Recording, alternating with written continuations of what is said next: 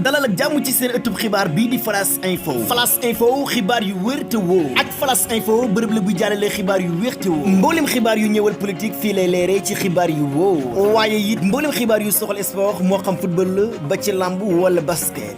des fi waxtaanee mboolem xibaar yu ñëwal people moo xam tendance la lépp ci sunu société la ñu fi waxtaanee. waxtaanee fii xibaar yu ñëwal justice ci sunu réew. Flash Info xibaar yu wér te wóor.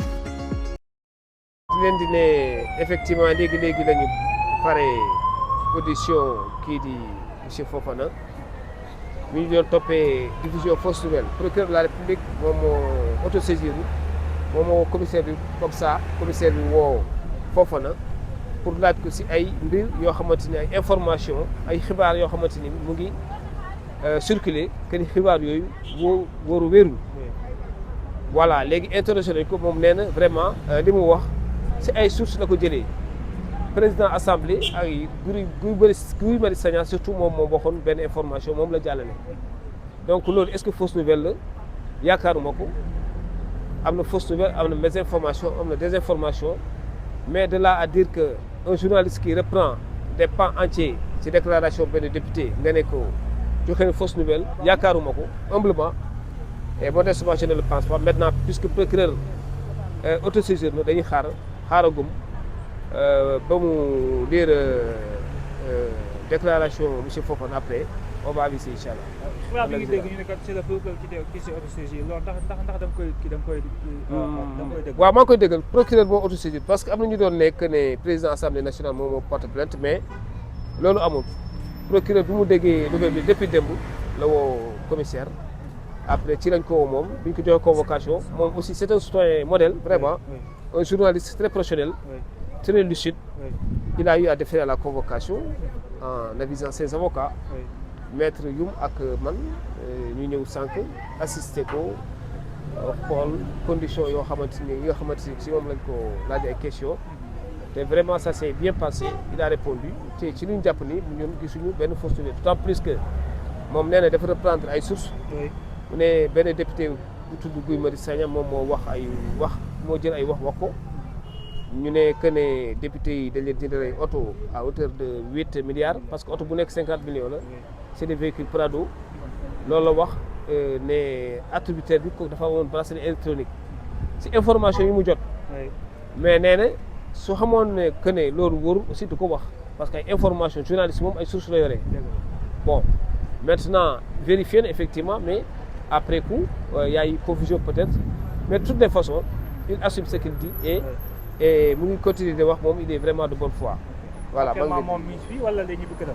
non pour l'instant mu ngi fi moom kay li ma bëgg mooy ñibbi këram incha allah yéen aussi ak ñëpp ñu ko sopp ak ñëpp ñoo xamante état de droit ak démocratie moo leen yitteel li ñuy bëgg mooy mu ñibbi parce que état de droit lañu nekk journaliste waruñu ko couler le bec dañ ko war a bàyyi mu wax mais aussi en respectant aussi la liberté individuelle des citoyens et il en est conscient il a toujours respecté les libertés citoyennes.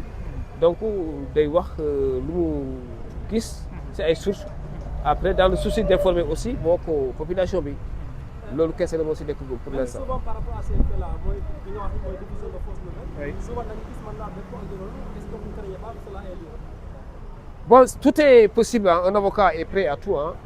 On est prêt à tout. Tout à l'heure, j'ai eu à vous dire que le procureur a plusieurs alternatives. La première est d'ordonner son déferment. Après, à l'issue de sa garde à vue, le faire comparaître devant le juge du flagrant délit, soit ouvrir une information judiciaire et confier le dossier à un magistrat instructeur. Là, nous ne voyons pas l'opportunité parce qu'il n'y a pas lieu à informer. Qu'est-ce qu'il y a à informer? L'évidence. Il a eu à proférer des propos. Et ce qu'il a dit, il a réitéré. Alors, où est l'ambiguïté? Où est la nécessité d'informer, d'ouvrir une information? Ce que nous ne pensons pas.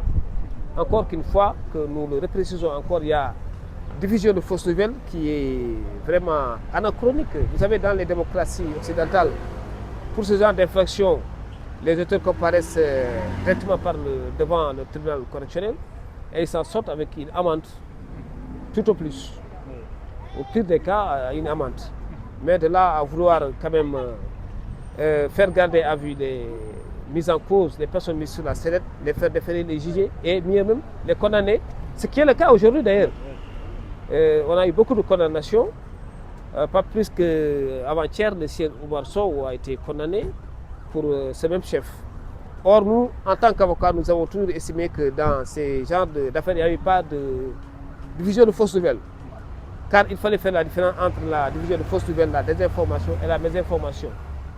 Pour peu que la personne soit vraiment de bonne foi. Et ce qui est le cas en l'espèce pour M. Fofana et pour tous ceux qu'on a eu à défendre dans un passé récent et qui ont eu à faire passer des informations dans l'unique souci d'informer les concitoyens. C'est à l'honneur de la démocratie.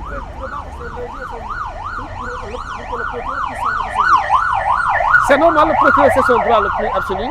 C'est le maître des poursuites, c'est l'avocat de la société. Il peut s'autosaisir s'il estime qu'une personne a commis une infraction pénale. Donc le procureur a le droit de s'autosaisir. Avocat que nous sommes, nous avons quand même bien sûr notre avis à donner. Et le moment opportun, on l'exprimera. Puisque, comme je l'ai dit tout à l'heure, nous sommes en phase d'enquête et je dois respecter l'institution policière et par-delà l'institution judiciaire.